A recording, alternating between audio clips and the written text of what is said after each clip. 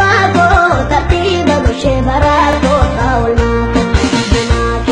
manake ba ubarago ul make pada bago sabago manake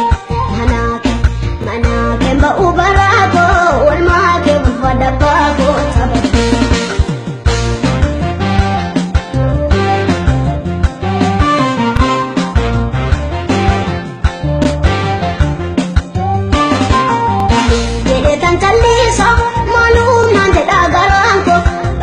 Tarbitena wante elutu basadalme ko beke waeko anko betena bufane wantar gana tufane ormata ka in ergamne ummi ko tasatimbane nanna mamme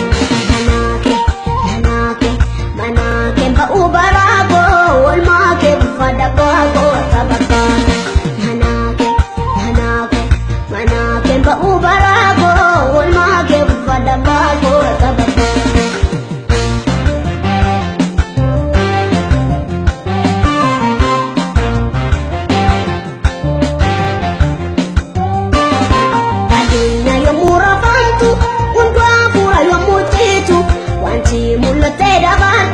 qalbi ko bichina watu suranan taatu hindu tamati kaba baye bata baba abba ko anasikaba matuna tibusa kuba kabadama adako itako duramba tuyabu makanke ebifamu kabadama adako itako duramba tuyabu makanke ebifamu kabadama Harka fuunee daawwattoota keenya ammas walitti deebine adda dureettii Taaddasaa wajjiniin kutaa tokkoffaa keessatti waa'ee tola ooltummaa isheen dachee Oromiyaa irratti taasisaa jirtuu fi haala isheen itti uummata ishee gargaaraa jirtu addumaan immoo maqaa dubartootaatiin tola ooltummaa sana ijaarte gumaacha gurguddaa isheen taasistu utuma isin eebottanii gargar kutuu koo nan yaadadha. Ammas kunoo kutaa lammaffaa isinii qabadhee dhufeera. Adda dureetti ammas tole jettee dhiyaachuu keetii fi baay'een si galateeffadha. Galatoomis naaf yeroo keetii. Ati egaa maatiin akkasi danda'anii dubbataa turtee abbaa manaa kee maatiin mul'ata kee duukaa akka jiranidha. Haa ta'u malee akka danqaatti yookiin akka hir'inaatti kanatti kaaste immoo gumaachi si bira jiru gumaachaan namni baay'een akkasi duukaa hin turredha. Mee nurraa maal barbaadda? Oromoo barateerraa dargaggeettiirraa jedhee si gaafachuu koon dura hojii atamma ammaatti gabaasa yoon jedhe gaariidha gabaasuma mini gabaasa xinnoo ishee maal gootee maalitti fayyadamanii sa'a meeqa bittanii waan jedhu tokko tokko yoo xinnoo naa ibsitee hoo? Baay'een gammada isa haasa'uun baay'ee natti tola. Hamma yoonaay sa'a 166 binnee dubartootaaf laanneerraa. Kun immoo ganda mul'ataa badhaasaa jireenyaa jedhamu keessatti dubartoota rakkataa jedhamu hundumaa kabarii goonee gara koomtootti dabarreerraa viileejii arfaffaa jalqabneerra jechuudha. Kanatti baay'ee gammanneerra. Kana duwwaatuun hin ta'ini solar light bulbs ijoolleen xixinnoonni galgala hoomworkii mana barnootaa akka isheen qayyabattee sirriidhaan mana barnootaa akka isheen nattu solar light bulbsii hin laannaa. Waa'ee nannaqabaa dubartiitii fi butiidhaa hin barsiifnaa. Gadhee ta'uusaa bishaan waa'ee qulqullinaa hin barsiifna turre bishaan qulqulluu waan hin jirree fi ani Rotary Club memberiidha. Rotarianidhas Columbus Ohioodha. Isaaniin gaafadhee bishaan 3 akka nuu qotanii gaafannaan bishaan 3 nuu qotaniiru. Inni immoo nama 1,000 ol tajaajiluu danda'a bishaan sun. Baay'ee guddaadha nama 1,000 ol tajaajiluu danda'a. Isa gooneerraa bishaanuma sana immoo ba'anii akka isaan biqiltuu adda addaa mana borootti dhaabbachuu akka danda'anii we train the trainers dubartootuma ganda sadan badhaasaa mul'ataa jireenyaa keessaa dubartoota 5 filleetu isaaniin leenjifne isaanii modhaqaniitu ganda isaanii leenjisuu jechuudha. Kana gooneerraa yeroo itti daftarii laannee jira irsaasii iskiriiptoos immoo waaqayyo nuu kennee jira. Amma yeroo darbee horii xinnoo isheerraa bishaanicharraa nu hafee jennaanii mana barnootaa naannoo sana jiruuf elementary school.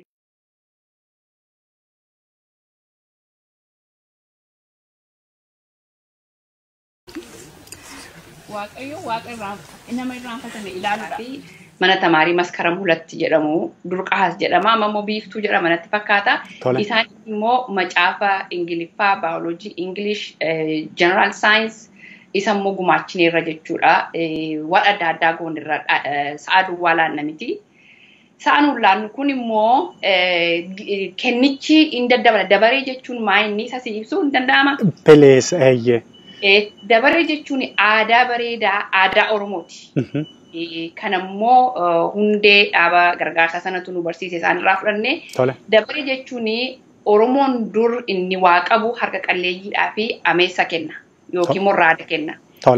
Raadi isheen harka qalleettii fudhatte suni yeroo isaa ishee dhalu maayii baateetu yoo isheen raada dhaltee deebistee harka qalleeyyii tokkoof laatti koomintii ishee keessa.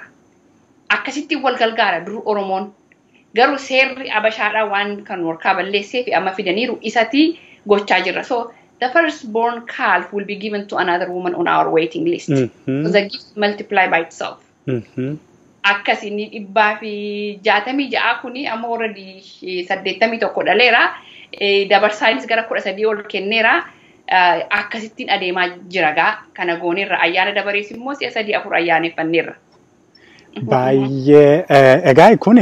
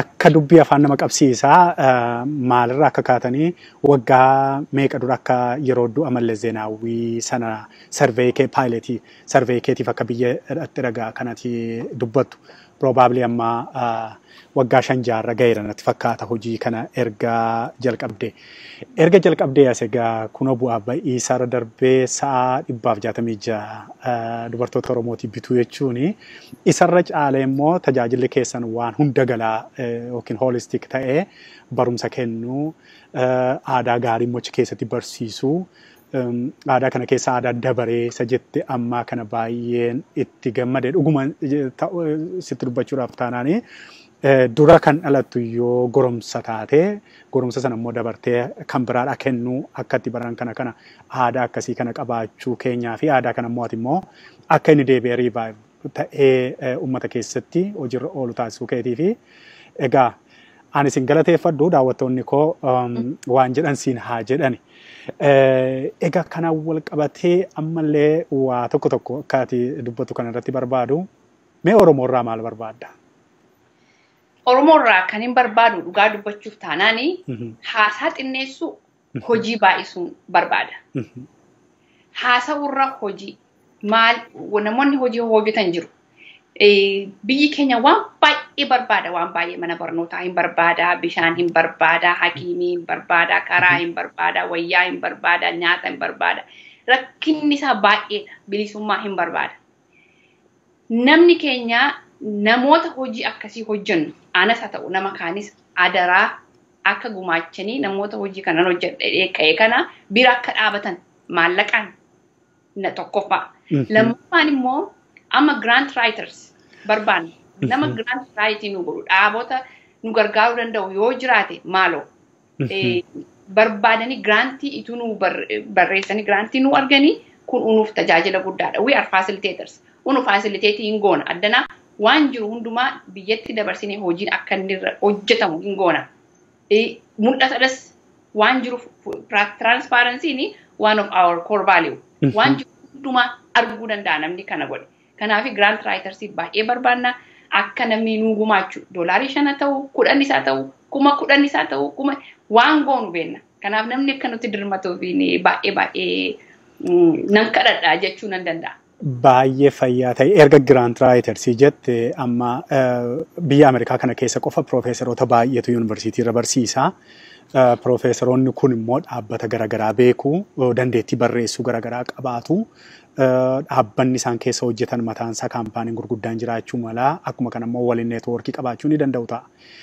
Tarii isaan si dubbisuu yoo hin barbaadu ta'e argama keessan attamiin nuu himuu dandeessa. Marsariitii weebsaayitii qabdu yoo ta'e peejii ittiin sin hordofuu danda'an yookiin si argachuu danda'an utuu nuu himte maal sitti fakkaata? Maal argattanii maal isinii godhee maal baatanii eessa turtanii eessa geessanii kana nuu ibsitu yoo fedha keessan ta'etti. Waaqayyoo fagalatuu Waaqayyoo nama badii barbaada. Sagalee keessan kaasaa. Waaqayyoo fagalatuu Waaqayyoo nama badii barbaada. Waaqayyoo waan hundumtuu hin danda'ama. Kootti dhoqqeen argama jedhee yaada. Waan hundumtuu naa ta'a jedhe kan yaadne gajjallaan ture amma. Jireenya koo keessatti hojjechuufis hin teenye namoonni na hojjetu jiru. Waaqayyoo fagalatuu amma garuu Waaqayyoo harka koo jiisee mana koos fayyadee dhala koo xaqamee na xaqamee dhoqqeen ishee qe'ee koo fayyadee dhadhaa ishee jireenya koo xaqamee nan gammada. Aannan ishee dhugeera. Dhalli koo dhuddeetti. Baaduutti marqaa marqattanii nyaadheera Waaqayyoo fagalatuu. Waan hundumtuu naa ta'eera Waaqayyoo gurguratanii godhadheera. Meeqaan gurgurattan? Amma Waaqayyo naa kenna. Shinii tokko meeqaan Shinii gurgurattu? tokko birrii 20 nan gurguradha. Torbanitti see meeqa gurgurattu shinii tokko? Torbanitti 2 nan gurguradha. 20 birrii 40tti birrii 40 torbanitti gurgurattu jechuudha. Sooromtanii. Websaayitiin keenya www.cgweafrica.com. Email addressiin kooyi cgweafrica@gmail.com dha. Facebook pages qabna telefoonni koo immoo 614-441-1020 dha. Amma projektiin nu qabannee jirru animal health center tu barbaachise isaa hamma kana baadiyyaa keessa nanne yeroo dhukkubsattu hinduuti jabbiin hinduuti. Projektiin keenya amma irratti hojjetaa jirru animal clinicidha. Isa irratti namni amma hammata akka nu dirmatu. Itti aanee immoo milk processing center yookiin mana barnootaatti adeemna. Karoorri keenya baay'ee waan ta'eef adaraa keessan kanaan qunnamaati nu dirmadhaan jedhan. Dhugaa. Egaa daawwattoota keenya hojii baay'isaa oduu baay'isuurra erga isheen nuun jettee egaa tarii Oromoon ala kana keessa jiraannu keessumattuu dabalataanis biyyuma abbaa isaanii keessa kan jiraatanii riisoorsii adda addaa kan qabanii biyya keessa waanuma baay'eef gumaacha taasisaa hin oola waan ta'eef namni keenya tarii waan miidiyaa irratti hagas mara adda durettiin hojii qajeelummaa hojii gaarii kana hojjechaa utuu jirtu ammoo baattee hin lallabanneef ta'uu danda'a ta'a. Gumaacha hojii gaarii akkasii qabaatanii gumaachi isinitti hir'ata jedhee yaadu. Ani sababiin isaa hojii harmoolii bira ga'uu namni hunduu haadha irraa dhalatee dubartiin haadha obboleettiidha haadha manaadha haadha gootaatii. Atuu silaa waan baay'ee dubbatteetta waa'ee dubartii Oromoo caalaatti immoo dubartiin Oromoo akka warra kaanii akka warra alaa kanaa mirga waan barbaade dubbattee murtee fudhachuu argachaa hin jirtu karaa adda addaatiin tokko sirna garbummaa nurra ture irraan kan ka'e lammata immoo aadaadhumti achi as dhufaa ture aadaan habashaan yookiin sirni nafxanyootaa nurra tuule irraa kan ka'e haayiraarkiin sun nu gidduutti uumamee rakkoon aadaa sirna gadaa keenyaa diige baay'ee waan jiruufidha. Egaa kana hundumaa gorsa ati nutti himtu kanarraa kaanee tarii kana booda hawwiin koos gumaachi kun sittuu baay'atee tarii gara to'attu abdaa laata abjuu jedhuun qabaa sababiin isaa hojii gaariidha kuni hojii baay'ee ajaa'ibsiisaadha. Qabsoon keenya immoo qabsoo hidhannoo qofa miti qabsoo garbummaa faayit gochuu qofa miti qabsoo uummanni keenya nyaatee hin bulle tarii websaayitii keerraas waan baay'ee waan arge tokko nan qabaa. Namoonni yeroodhuma ati gumaacha kanaaf axxuyyuu walanqachuu isaarraan kan ka'e miira adda addaa akka isaan agarsiisan dubbataa turteetta. tarii isumallee deebitee akkaatiin yaadachiistu kan hin barbaadu. Yeroo gumaacha sana kennu dhaqxu akkuma ati argite sa'aanni tokko iyyuu salphaa miti garuu ati 166 dabarees kan kennite jira 80 meeqa dhaleera. Tarii lakkoofsa baay'ina namoota keenyaarraa kan ka'e warri argatan wait listiin immoo jiru jetteet warra kaan immoo miira akkamiitutti dhagaama dhabuu isaaniirraan kan ka'e tarii ati waliin ga'uu dadhabuu keerraan kan ka'e wanti si mudate maaltu jira yoo qixuma kanaan nu yaadachiiste maal ta'a? Anaani wanta na mudatu baay'eetu jira. Yeroo baadiyyaa dhaqu nan gammada. Yeroo fuulli isaanii ifuu yeroo akkasii arganii nan gammada. Baay'een gammada. Haa ta'uyyuu malee na duukaa deemuu, na duukaa yaa'uu, inni kaan qamisii koo qabaa, inni kaan harka koo qabee dhungataa fayyaa ta'e jedha. Inni kaan immoo anoo mana hin qabu jedha. Inni kaan immoo na dhukkuba jedha. Yeroo sa'a kennan waa'ee hakiimii haasa'u maaliif hammam akka isaan hin beekne hammam akka isaan miidhaman sitti agarsiisa sii galee inni kan miilli isaa dhiita'e miila dhiitaana akka meedhee dhufaa boo'aan deema keessi koo na boo'aan dhufa yeroo deebi'u kan tokko nan gammada karaa tokko immoo nan boo'a. We have a big need baay'eedha rakkinni keenya kanaaf baay'ee garaana nyaata. Garaana nyaata waa'een dubartooti biyya keenyaa baay'ee rakkisaadha. Amma yeroo tokko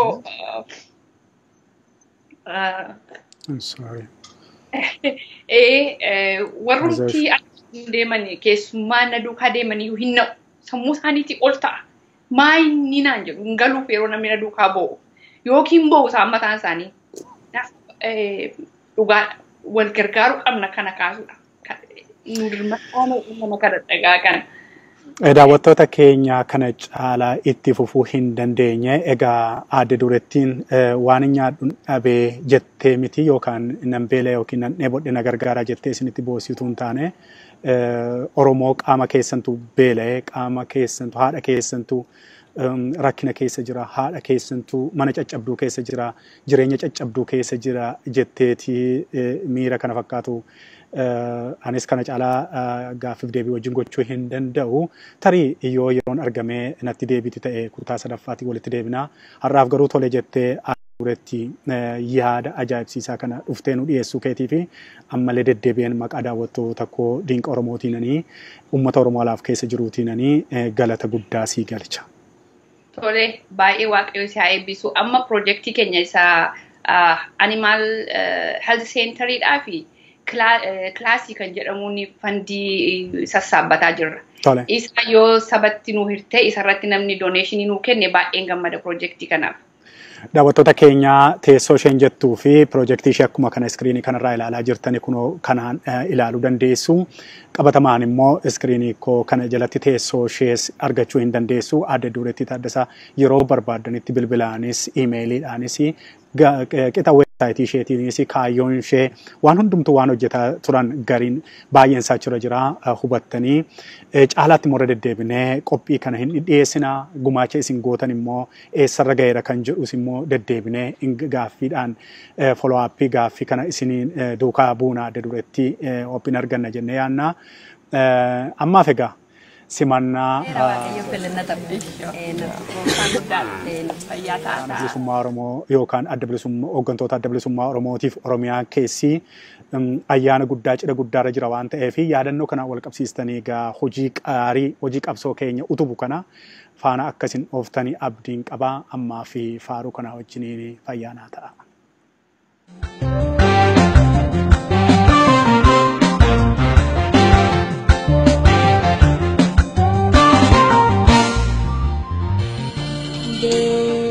Chanarra dagaage nawaame bosona keessa sila barbaachuun ana argu suuqa dhoksaasi nawaame safuudha kansa karaa kamiina jalaatte dukkaana keessa namniille bakka filaatte leessa barbaacha koo dhufte nan duuba dasana goote keessa koomte.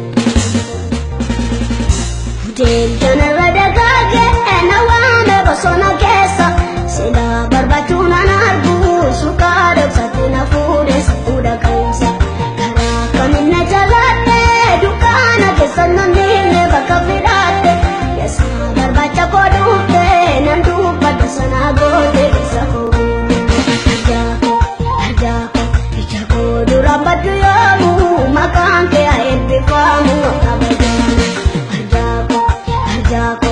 Jako durang badu yamu makan ke enti kamu kabadu.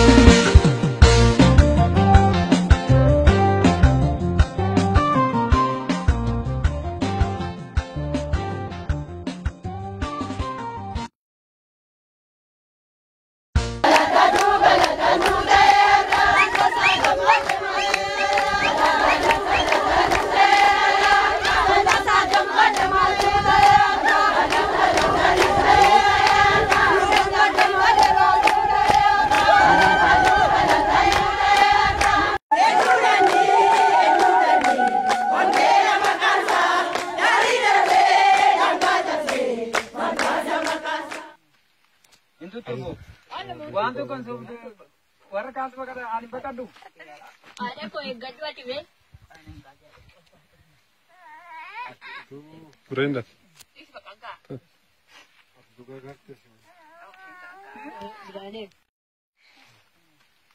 Itu tuh. Wantu kan sebut warga apa kata alim berkadu. Ada kok yang gaduh aja be.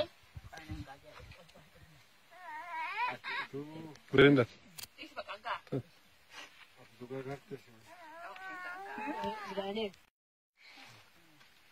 Itu tuh. Wantu kan sebut warga apa kata alim berkadu. Sikawal mawak ayo na ode nundu bada umat asiste. Bila wak ayo siste. Bila wak ayo ka umat asiste bila nama ratus mulai cukup. Wak ayo ani garu amma demu kesati. Bakari ratus bakari berarti sendiri. Ojechu gunta garu kisah bom dari. Akamira jirenyu ko baje na pitime ture. Nati inte garu malu butu barbari. Eduma mbae kesa kana ba undan denya baka hoje suna ta saja ijare nande jawab dende gargar sagabu obole sinan gargaru atnan gargar tulamin nan gargar baka hoje suna ta malen nafse ma godun ta barbadu amma waqayo tuman kana bo waqayo njada kote bunan nan ka waqayo ma yomi tan karmi kana hafna nan nge armi bu akana kesa waqayo fidi ki odera basi o indu ayo injiran ati donala todan Waqayyo tuman kana gungung waqayyo gananna taw waqayyo na yadatu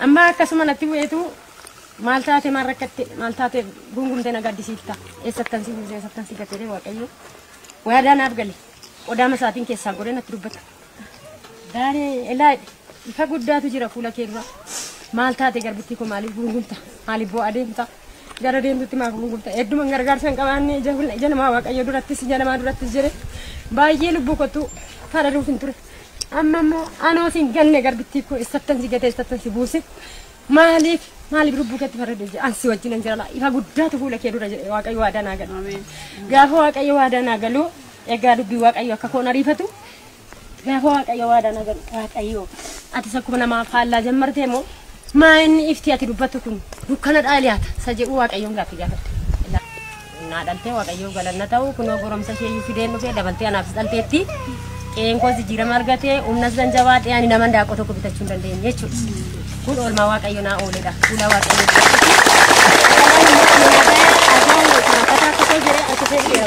Ijoolleen keessa mana barnootaa hin naqu.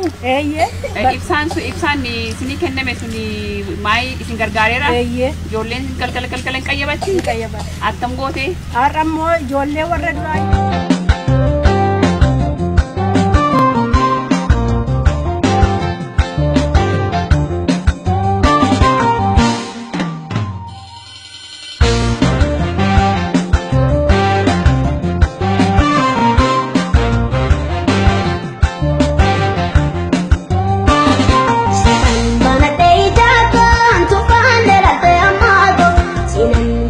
Karago na furge sute na kago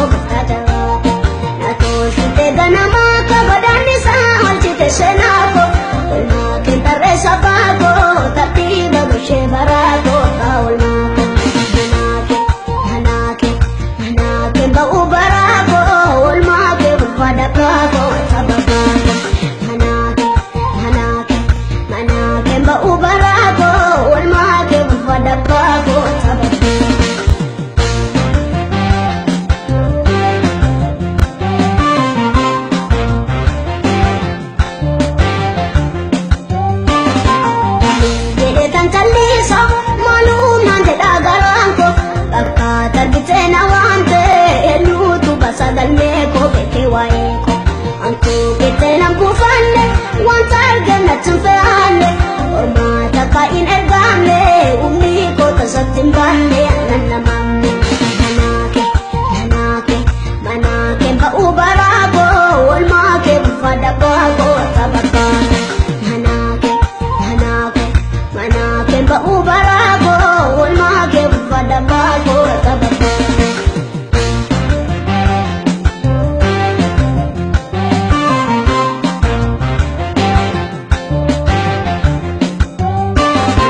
adinya yo murafantu undwa pura yo mutitu wanti mulate dabatu kalbi ko bichina watu suranan chatu ndebu kamati kaba baye bata baba habba ko anasikaba makuna tibusa kuba baba jama adako itako duramba tuyabu makanke aebe bamu baba jama adako itako duramba tuyabu makanke aebe bamu baba jama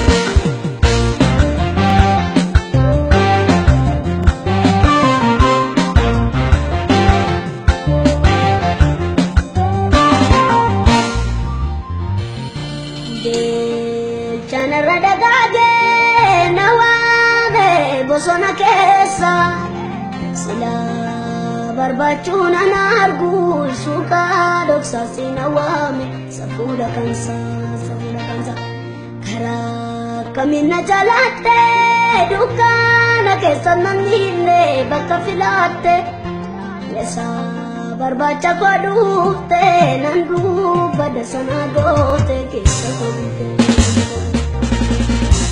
Del janarada kage nawame bosona kesa sila barbachuna nargu suka